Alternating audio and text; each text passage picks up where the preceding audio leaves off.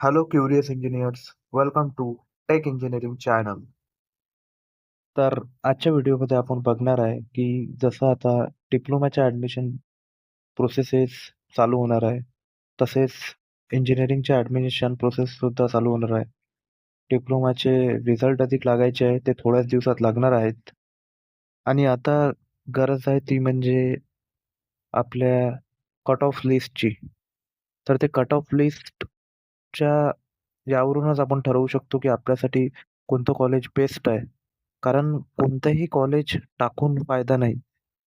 पुष्कळ वेळा विद्यार्थी असे करतात, की जे कॉलेज लागत नाही ते कॉलेज पण टाकून देतात.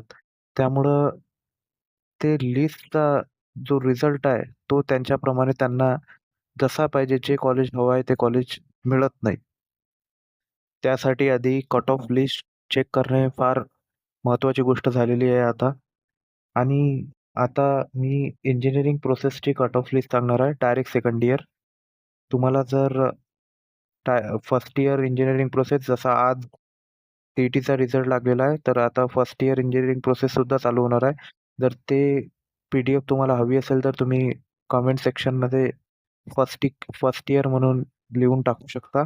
आणि जर डिप्लोमाची तुम्हाला जर PDF list, cut off list पाहिजे असेल, तर तुम्ही ते पण डिप्लोमा म्हणून टाकू शकता. मी सुद्धा डिप्लोमा पास आउट आहे फ्रॉम गव्हर्नमेंट पॉलिटेक्निक अमरावती. तर मी तुम्हाला ते बेटर वेमध्ये सांगू शकतो. तर आता डी-एस-वायची लिस्ट जी आहे ती मी प्रोव्हाईड करणार आहे.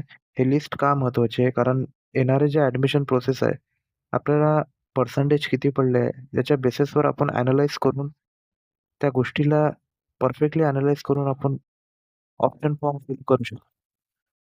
त्यासाठी मी डिस्क्रिप्शन बॉक्समध्ये एक डी-एस-वायची कट ऑफ लिस्ट टाकलेली आहे. 2023-24 ची आणि 2024-25 सुद्धा मी तिथे अटॅच केलेली आहे.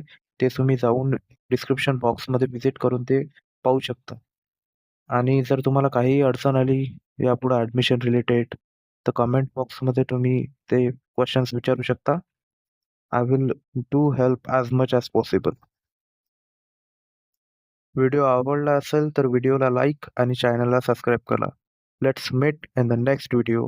Thank you so much.